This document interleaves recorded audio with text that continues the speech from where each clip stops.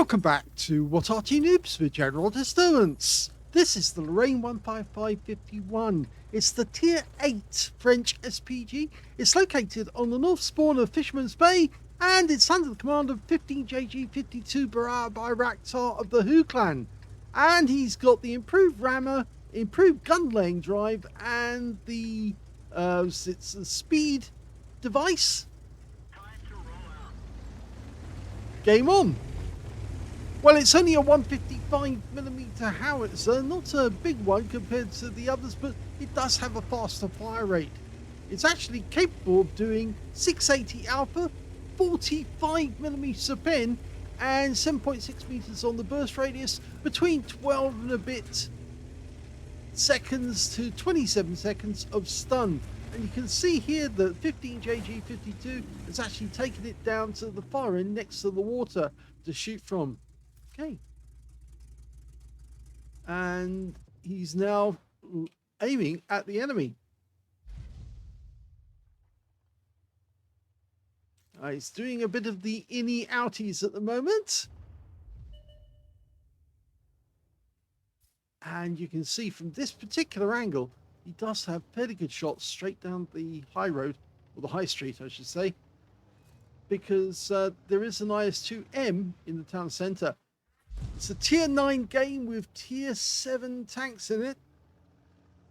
He's dialing in on the Progetto, who's not following a straight path, but he manages to land a shell right next door to the T-30 and get some stun. Well, as the name suggests, the 155-51 was actually designed in 1951 and was the second design based on the Lorraine 40-ton tank. The first one was a bit front heavy, according to the French, and therefore they needed a new design which was actually slightly better balanced. He's dialing in, almost there. And he fires in for splash, and he gets it. 218 hit points, and both tanks are stunned. Yes, now the reason why I'm pulling back like this is because he's doing the innie outie thing with his mouse button, and a lot of players do have a tendency to do that. It's actually because they're nervous. And okay, he's loaded again, so I will go back to the aiming. The standard reload is 28.76 seconds. He fires another one in, and yes, he looked away at that moment, so we didn't see what actually happened to that shell at all. Yes, with 28.76 as the standard reload, he's got 22.85, I think it was. 22.62, rather. And he's almost loaded again. He's changed the aim point, though. And because he switched there, unfortunately, he's had to dial in all over again.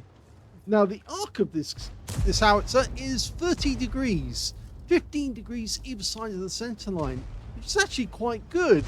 It's not a huge amount, but the distance, that means he can potentially re-aim very quickly on the enemies. You've seen here he's changed his aim. And without the vehicle moving much, he's fired that shell in, but it did fall a bit short.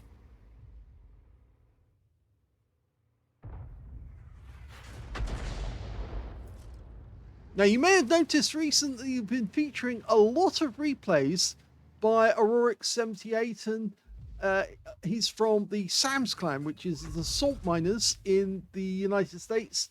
And the reason we have been doing that is because a lot of people are actually enjoying learning so much about light tanks from him.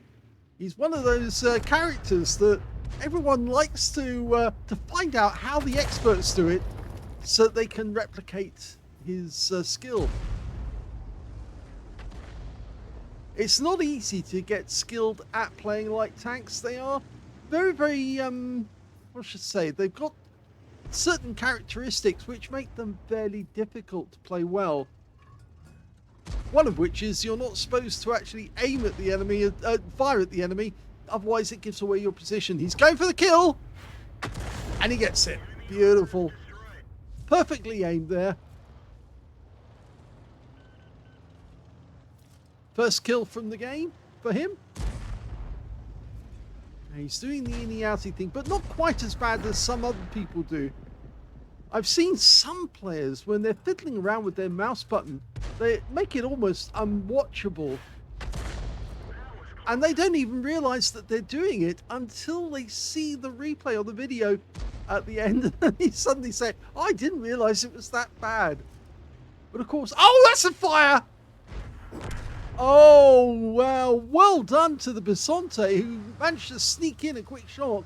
And he set light to the enemy Super Hellcat and got a kill out of it. Oh, he's done it again. He's fired. He didn't get the kill. In fact, we don't know what happened to that shell.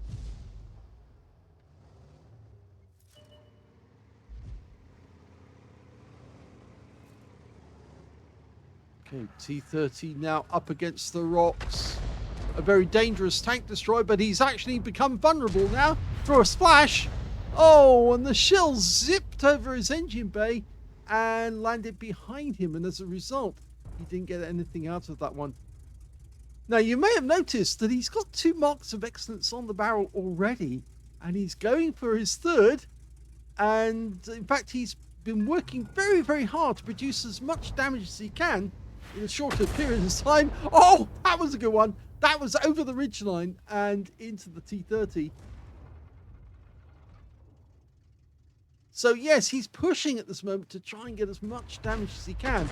And it can bring on those sort of moments where you do fiddle around with your mouse button.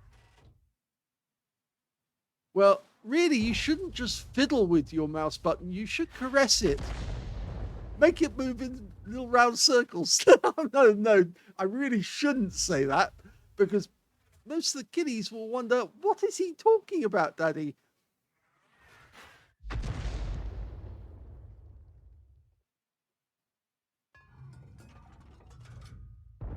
Rounds out.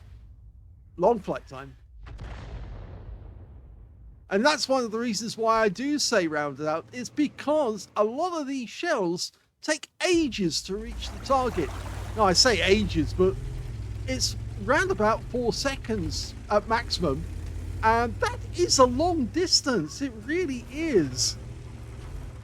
You might, if you're watching the battle, see the shell arcing through the sky, really up high, and that it takes forever to reach there, but it does get there eventually.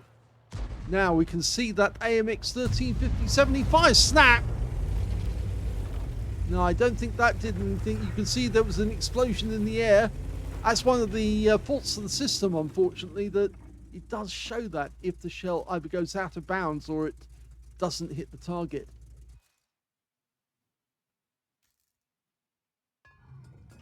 Okay, still doing the in-outy thing.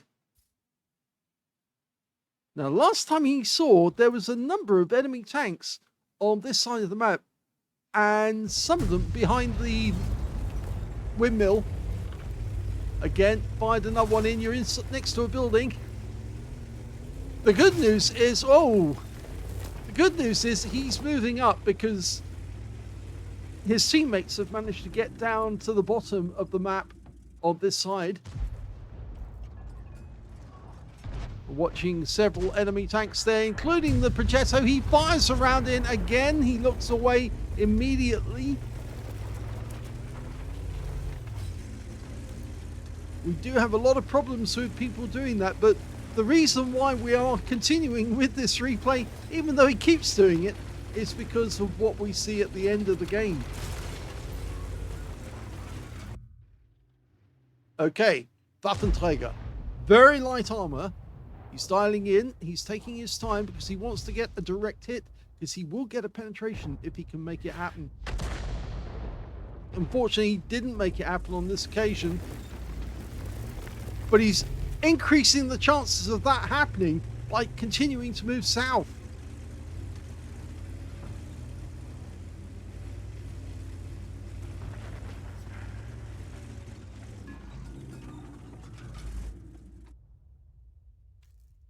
Okay, we think that there's somebody behind there. In fact, I always favor shooting from this side of the map over to the enemy on the other side, because it's so easy to put the shell right next door to the windmill.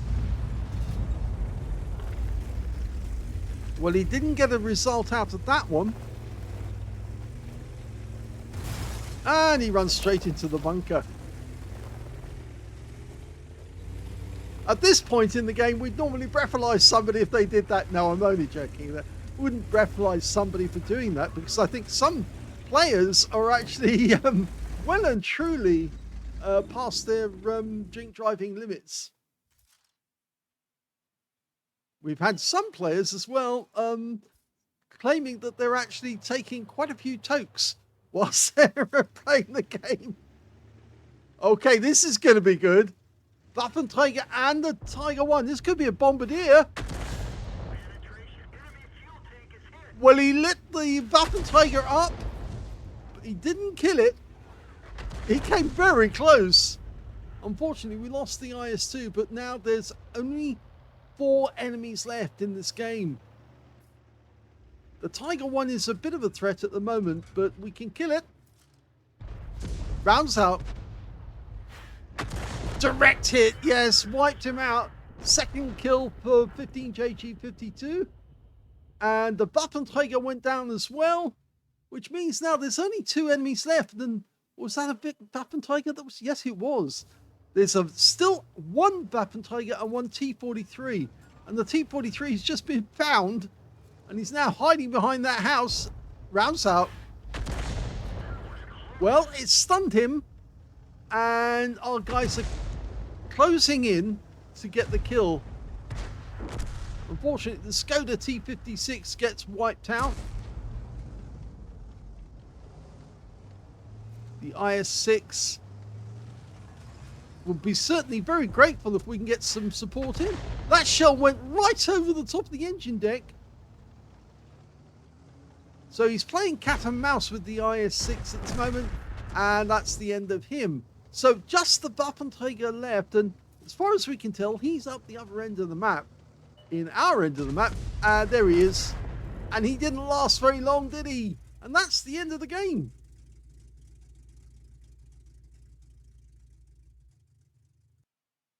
Here's the end of battle stats, and I think you can see now why we did this replay, even though he kept going in and out all the time, and also cut off after he fired a shell at long range and didn't let us see what happened to the shell. That was a first-class tanker for 15JG52 Barar Bayraktar of the Hu Clan. He got a 3rd mark of excellence. Congratulations. He's also got a bruiser medal for getting at least 5 critical hits. In fact, he got 9 in that one. And on top of that, he got a Confederate for hitting more of the enemy than anyone else on his team. At least 6 tanks that were subsequently taken out by other teammates. His win rate from the game, 3,109, which is super income standard. Let's have a look at team score. Well, he didn't get the highest damage in the game. That went to that Skoda T-56, who got wiped out in the end. He got 4,491 hit points of damage, and he picked up a Pascucci's medal, a high caliber, and a Top Gun. So congratulations to him, because that was a pretty good game, except for the fact that he got wiped out by the T-43 towards the end. When it came to the second highest damage, that was the Waffenträger on our team with 2,453, followed by the Conway with 2,401. And you can see here that 15JG52 Barar Bayraktar, he got 2,161 hit points, and he beat everybody on the enemy team, but there were 4 members above him on the list, which makes him 5th when it came to damage, and of course he got that Confederate. When it came to kills, the top scorer was in fact the Skoda with 6 kills, the Top Gun. 3 kills went to the IS-6, and then 2 kills went to the Lorraine 15551 of 15JG, and also to the Shah Marat, the T-43, who also picked up a Leather Slaves medal, and the T-30.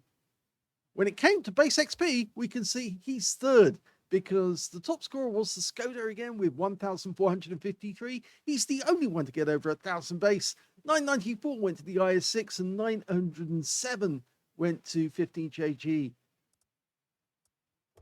He fired 21 rounds. That's a lot of rounds, but he kept pumping those shells out right to the end. 5 direct hits on the enemy, 1 penetrating shot, and 14 splash. 2,161 hit points of damage, all of it at more than 300 meters. Now, if we look at the penetrations for that game, I would have thought that one of the penetrations would have been the Waffenträger. And in fact, it turned out to be, because he got 804 hit points of that from one shot, but it didn't kill the Waffenträger. It actually left it as another one of the Confederate tanks. He also got 8 enemy vehicles damaged, 2 killed, and 1,353 hit points of stun assist off 13 stuns. On a premium count, he actually made 16,013 credits, and he also picked up 6,804 experience points out of that one as well, after getting a mission completion bonus. So a very good game to get your 3rd mark of excellence and prove that you really know how to handle the Lorraine 15551. It's a good Arty, actually. In fact, if you're playing at tier 8, there's really only 2 that I really do massively enjoy, because they're the fun ones, and that is actually the M40, M43, and the Lorraine 15551. The others, well, the school bus is a bit slow, and so is the GW Tiger P. So they're not so much fun to play. But this one is really fun because it's so fast. It's got a top speed of 60 kilometers an hour, which means it runs around the battlefield at high speed. Although the gun is fairly high off the ground, which makes shotgunning quite difficult. But it's still a very fun Arty to play, even though it doesn't have much in the way of armor. In fact, the thickest armor is only 40 millimeters, and that's at the front of the hull. So yes, you've got to watch out that you don't get hit by the enemy. But then you've got to remember, it is made from a Lorraine 40-ton tank, or would have been if the Lorraine 40-ton had been picked up by the French. But as it was, it didn't get picked up, and that's why this Arty never got built. So there you go, 3rd mark of excellence. Congratulations to 15JG52. Maybe you ought to sellotape your wheel down so that it doesn't move. Otherwise, that can be really annoying to people. But I guess you know that already, so I don't really need to remind you again and again. But yes, certainly a good video. Hope you enjoyed that one. If you did, please give it a like, and thank you for watching.